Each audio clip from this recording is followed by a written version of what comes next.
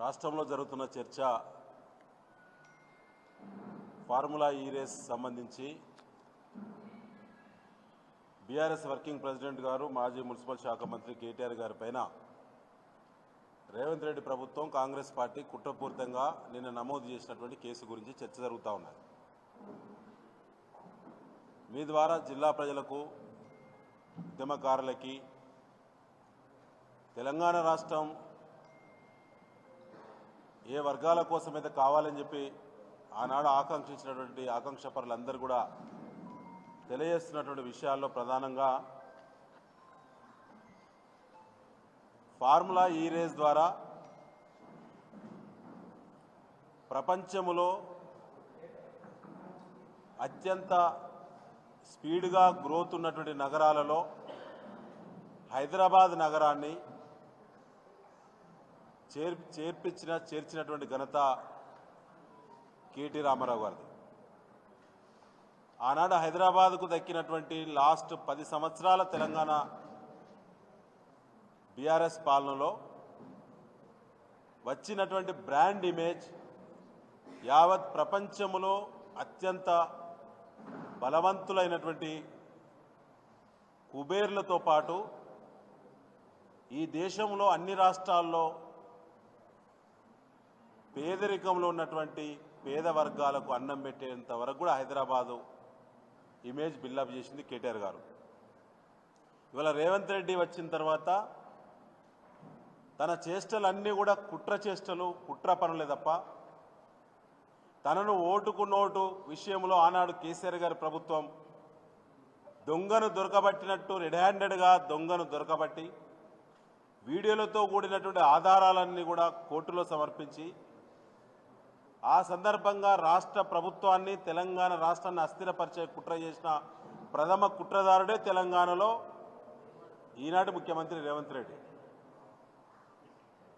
దాన్ని మనసులో పెట్టుకొని ఇవాళ కేటీఆర్ గారి పైన, కేసీఆర్ గారి కుటుంబం పైన కక్ష కట్టి మరీ పెట్టినటువంటి అక్రమ, తప్పుడు, బోగస్ కేసే ఫార్ములా ఈ రేస్ సంబంధించిన కేటీఆర్ గారి పైన నమోదైనటువంటి ఏసీబీ కేసు. ఇవాళ ప్రత్యేకంగా ఒకసారి మనందరం ఆలోచిస్తే ప్రపంచంలో ఈ గ్రీన్ రెవల్యూషన్లో భాగంగా ప్రత్యేకంగా FMSCI అనేటువంటి సంస్థ, ప్రపంచవ్యాప్తంగా ఉన్నటువంటి ఫార్ములా ఈ రేస్ ఆర్గనైజేషన్ సంస్థ పేరు FMSCI అనేటువంటి సంస్థ. అనేక నగరాలు పోటీలు పడ్డాయి.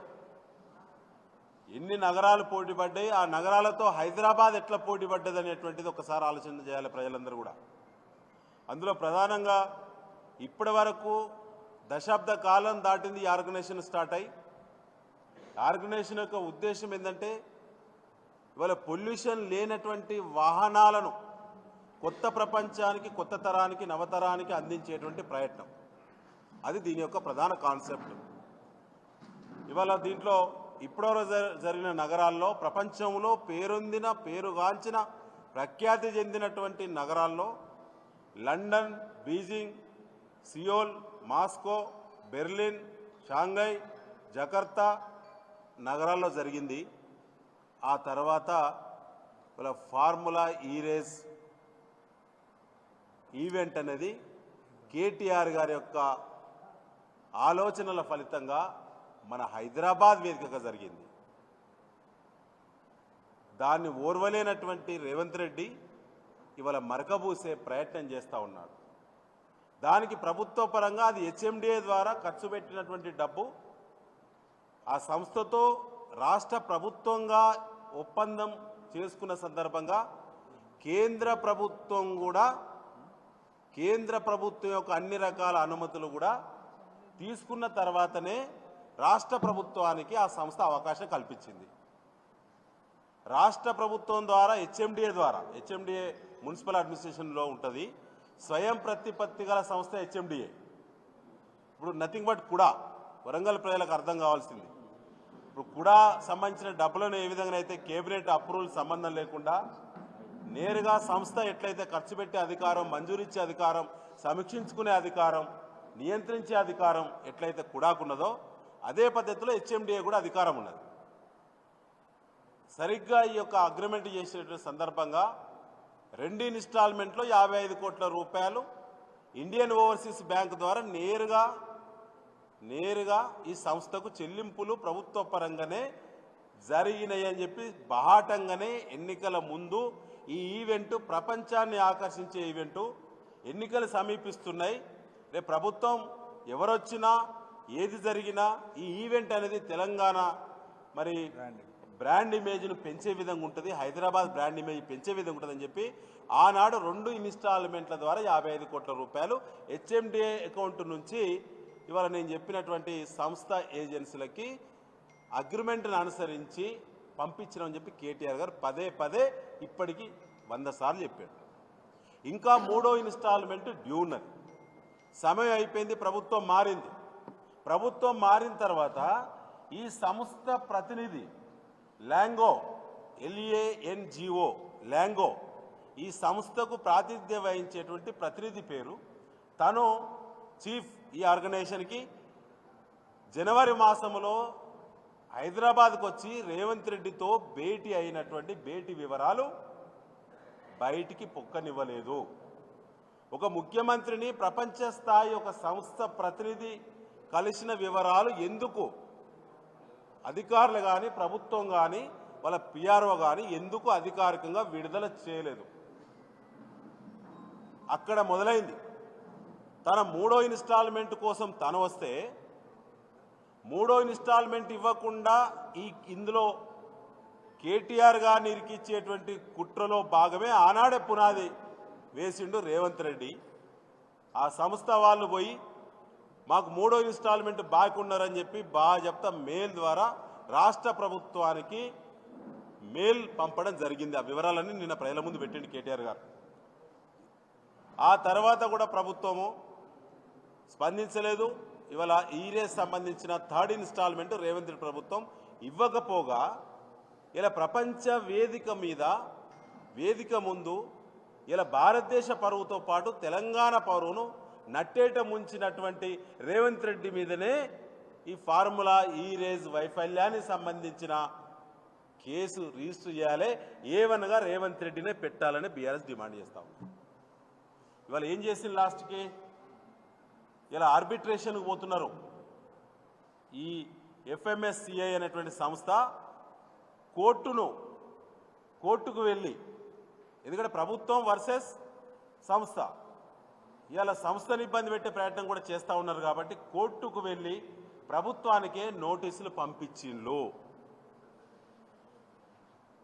ఆ సంస్థ ఏం చెప్పింది? మెయిల్ పంపించిన అకౌంట్ ద్వారా హెచ్ఎండిఏ నుంచి మాకు 2 ఇన్స్టాల్మెంట్లో 55 కోట్ల రూపాయలు ప్రభుత్వం అగ్రిమెంట్ను అనుసరించి చెల్లింపులు చేసినట్టు స్పష్టంగా లేఖ రాసింది రేవంత్ రెడ్డి గారి ప్రభుత్వానికి. 3వ ఇన్స్టాల్మెంట్ కూడా మాకు పలానా సమయాన్ని కనుక మీరు చెల్లించకుంటే ఫార్ములా ఈరేజ్ హైదరాబాద్ వేదిక మీద ఇక ఉండదు. పైగా ప్రపంచవ్యాప్తంగా ఉండబడినటువంటి ఫార్ములా ఈరేజ్ దానికి సంబంధించినటువంటి స్పోర్ట్స్మెన్ కానీ అభిమానులు కానీ 50 కోట్ల పై మంది దాని ప్రేక్షకులు ఉంటారు, లేదా అభిమానులు ఉంటారు, రైడర్స్ ఉంటారు, డ్రైవర్స్ ఉంటారు. సో వాళ్ళందరూ కూడా మరి మమ్మల్ని ప్రశ్నిస్తారు కాబట్టి మేము ఆర్బిట్రేషన్ పోతానని చెప్పి కోర్టులో కేసేసి తెలంగాణ ప్రభుత్వానికి గత వారం రోజుల క్రితం నోటీసులు పంపించడం జరిగింది. కాబట్టి మీ ద్వారా వరంగల్ ప్రజలకు, తెలంగాణ ప్రజలకు విజ్ఞప్తి చేస్తున్నాం. అసలు నిందితుడే ఇలా తెలంగాణ సమాజాన్ని అవమానపరచడం, తెలంగాణ వాళ్లకు పాలన లేదని చెప్పేటువంటి, పాలన రాదని చెప్పేటువంటి, తెలంగాణ నాయకత్వమే మంచిది కాదని చెప్పేటువంటి ఒక దుష్ప్రచారం చేసేటువంటి కుట్రదారుడే ఇవాళ ఫార్ములా ఈరేజ్ ద్వారా ప్రముఖ సంస్థలను వాళ్ళ యొక్క ఇంప్రెషన్ నెగిటివ్ పోవడానికి ప్రచారం చేసే దుష్ప్రచారకుడే రేవంత్ రెడ్డి. కాబట్టి రేవంత్ రెడ్డి మీదనే చర్యలు చేయాలని చెప్పి బీఆర్ఎస్ పార్టీ డిమాండ్ చేస్తూ ఉన్నది. మా కేటీఆర్ గారి యొక్క ఇమేజ్ను డ్యామేజ్ చేసేటువంటి కుట్ర ఈ ఒక్క కేసే కాదు, మీరందరూ సాక్ష్యం. ప్రెస్ మిత్రులు, ఎక్కడి నుంచి మొదలైంది? చిన్న పిల్లలు తల్లి ఎత్తుకొని ఓళ్ళాడించేటువంటి చిన్న పిల్లల నుంచి తల్లులు, ఆడపిల్లలు, ఆడబిడ్డలు, కుటుంబ సభ్యులందరూ ఫంక్షన్ చేసుకుంటే కూడా వాళ్ళ మీద డ్రగ్స్ అనేటువంటి దాడి చేసింది రేవంత్ రెడ్డి ప్రభుత్వం. అట్లా ప్రారంభమైనటువంటి దాడులు కోకొల్లలుగా కొనసాగుతున్నాయి. ఇవాళ ఫార్ములా ఈ రేజ్ కూడా అలాంటిదే. ఇది తేలిపోతుంది. లీగల్గా పర్ఫెక్ట్గా న్యాయ వ్యవస్థ మీద మాకు విశ్వాసం ఉంది. మా పార్టీకి తప్పకుండా కేటీఆర్ గారిని అది తప్పకుండా తనను అరెస్ట్ చేసేటువంటి కుట్రే కేసు రిజిస్టర్ చేస్తున్నప్పుడే ఉన్నది కాబట్టి తనను ఏ పద్ధతిలో అరెస్ట్ చేసి జైల్లో పెట్టినా శాంతియుత వాతావరణంలోనే, ప్రజాస్వామ్య పద్ధతిలోనే బీఆర్ఎస్ పార్టీ శ్రేణులు, తెలంగాణ వాదులు శాంతియుతమైనటువంటి ఆందోళన వైపు అడుగులు వేయాలని చెప్పి మరి ప్రభుత్వమే రేవంత్ రెడ్డి ఎంత చిల్లర బుద్ధుడో అనుభవంగా మేము కూడా చూసినాము. 2001 నుంచి ఆయన మేము కూడా చూస్తూ ఉన్నాము.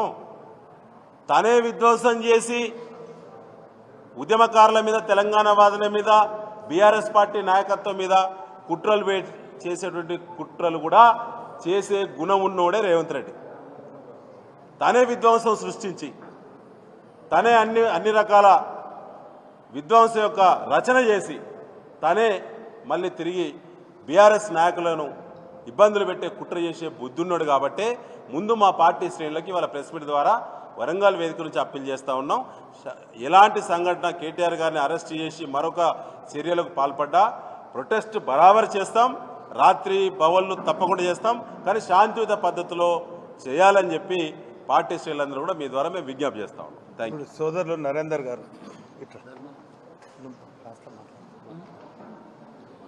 మాట్లాడతారు.